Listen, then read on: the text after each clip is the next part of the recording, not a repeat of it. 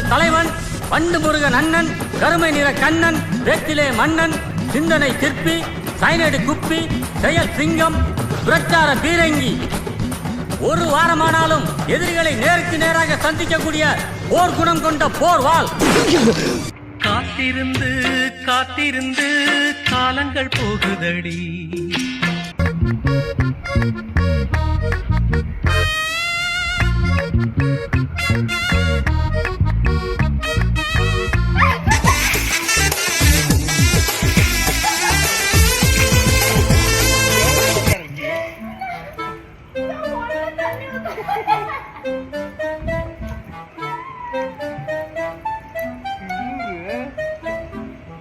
என்ன